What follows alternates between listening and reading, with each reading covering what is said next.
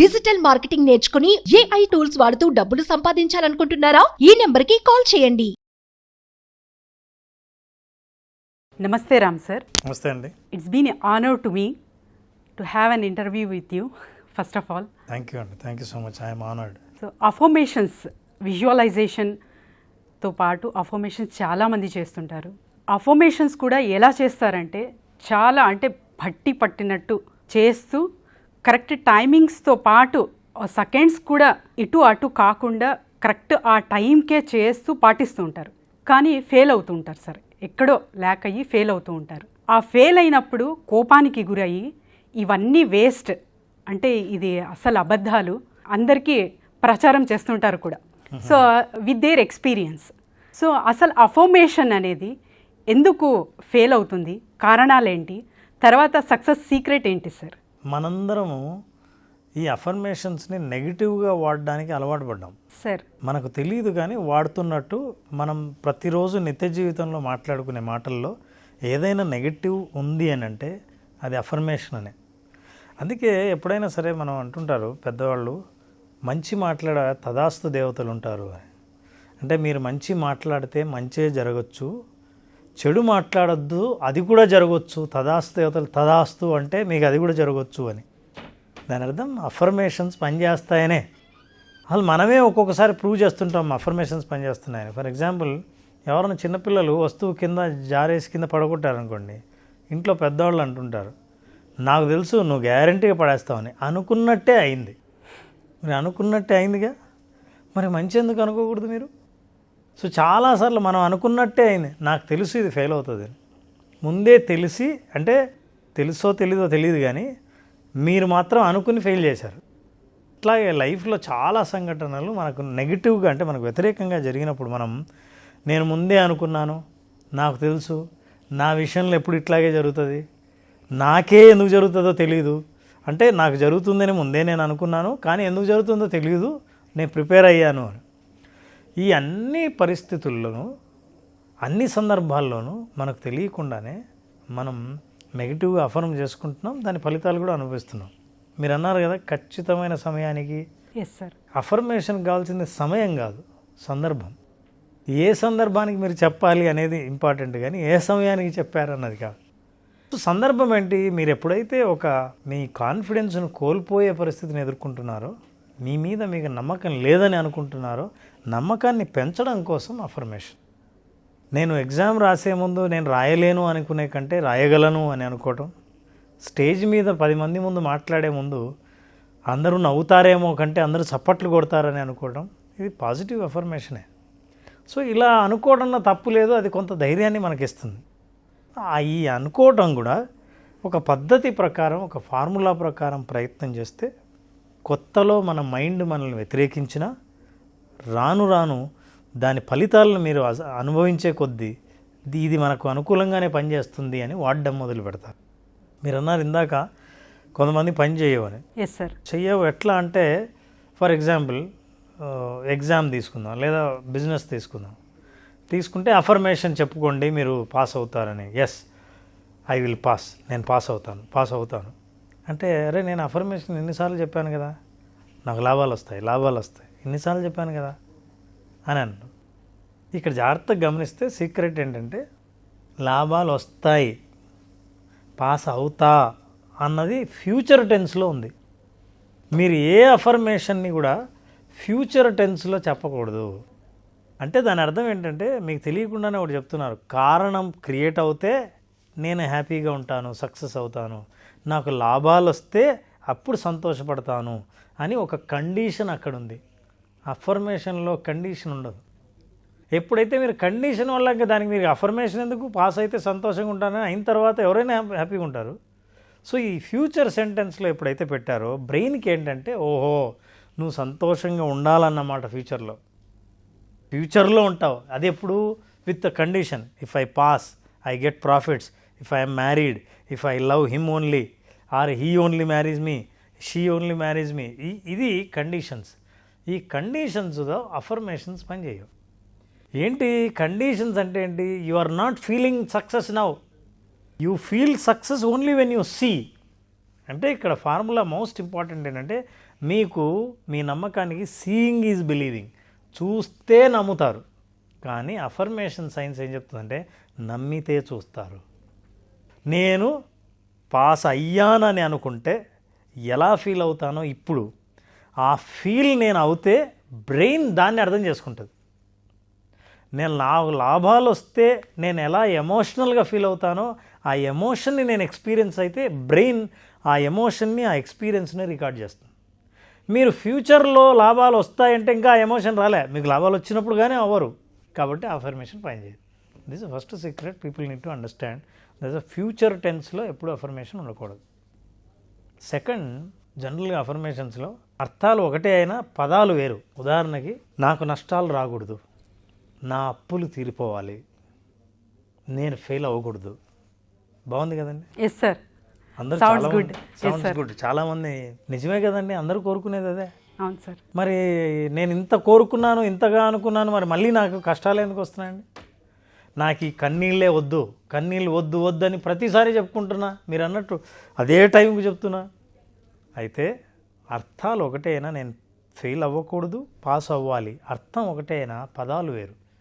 పదాల్లో ఫెయిల్, కూడదు అన్నవి 2 నెగిటివ్ ఉన్నాయి. ఓకే.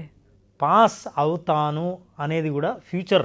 Yes sir. కాబట్టి నేను పాస్ అయ్యాను అన్న feeling, now I'm successful in my examination అని నేను అనుకోవడం ప్రజెంట్ టెన్స్ ఒకటి. సక్సెస్సే మాట్లాడుతున్నాను కానీ ఐ డోంట్ ఫెయిల్ అని అనట్లా. ఎస్ డోంట్ ఫెయిల్ అనేవి 2 నెగిటివ్. బ్రెయిన్కి ఏమర్థం అవుతుందంటే పదాల అర్థాలు fail fail fail, losses losses losses, ఇట్లాంటివన్నీ పెయిన్ పెయిన్ పెయిన్, ఇవన్నీ నాకు ఆ బ్రెయిన్ ఏమర్థం చేసుకుంటుందంటే ఒక పదమే అర్థమవుతుంది కానీ గ్రామర్ తెలీదు. Yes sir. ఈ పదంలో మీరు వాడే మాటలు ఏవైతే ఉన్నాయో అవి రిపీటెడ్గా మీకు ఆ అనుభవాలను ఇవ్వడానికి ట్రై చేస్తుంది. ఫెయిల్ అవ్వకూడదు, ఫెయిల్ అవ్వకూడదు, అట్లాంటి వాళ్ళు ఫెయిల్ అవుతాయి. ఇన్నిసార్లు ఫెయిల్ అవ్వకూడదు అనుకున్నాను. ఏమంటే నేనేమైనా కష్టాలు రావాలనుకున్నాను, మా జీవితంలో కష్టాలు వద్దనుకున్నాను, అయినా కష్టాలు వస్తున్నాయే. కష్టాలు అన్నమాట 100 సార్లు వాడాను, కష్టాలే వస్తున్నాయి. సో మీరు ఏం మాట్లాడతారో అది మీ జీవితంలోకి వస్తుందని తెలిసినప్పుడు అఫర్మేషన్లో మాట్లాడండి. ఏం మాట్లాడాలి అంటే నాకు కావలసినవి అడగాలి తప్ప నాకు ఏవి వద్దో అవి చెప్పకూడదు. Okay sir. మీకు ఏవి వద్దో చెప్తే ఏం కావాలో చెప్పలేము కదా. ఫర్ ఎగ్జాంపుల్ మీరు రెస్టారెంట్కి వెళ్ళారు. Yes sir. ఫస్ట్ వెయిటర్ ఏమడుగుతాడు, మీకు ఏం కావాలి అని అడుగుతాడు. Yes sir. మనం నాకు పూరి వద్దు అన్నాడంటే మళ్ళీ ఏమడుగుతాడు, ఇడ్లీ దోశ కావాలా అడుగుతాడు. మీకు ఏం కావాలి? Yes sir. నాకు ఇడ్లీ వద్దు అంటే అప్పుడు నాలాంటి వాడు ఎవరైనా సర్వర్ అయితే, సార్ మీకు ఏం వద్దో పక్కన పెడితే మీకు ఏం కావాలో చెప్పండి.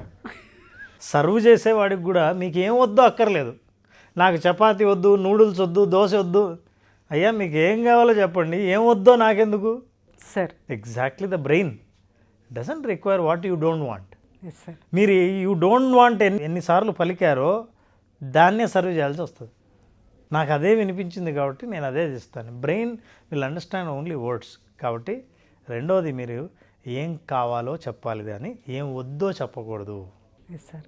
I'm happy, I'm happy, I will not be unhappy, I will not be unhappy అని పరికరావు. Okay sir. అర్థాలు ఒకటే కావచ్చు, అది మీకు తెలిసిన అర్థం, కానీ బ్రెయిన్కి తెలిసిన అర్థం పదాలు, దాని అర్థాలే. కాబట్టి అన్ని సెంటెన్స్లో పాజిటివ్ పదాలే ఉండేటట్టు చూడాలి. Third most important sir, affirmations ఎంత సింపుల్ సెంటెన్స్ అయితే అంత మంచిది. ఓకే. చాలామంది బట్టి అన్నారు కదా, ఎస్ సార్. అది కూడా ఛాలెంజ్. ఏంటంటే దాని అర్థం తెలియకపోయినా నేను వాటిని చదివి నేర్చుకొని I'm wonderful and effective and ఇంకా ఒక్క నిమిషం ఫస్ట్ వండర్ఫుల్ కదా, ఇలా మీరు చదివి చెప్తుంటే మీకే అర్థం తెలీదు.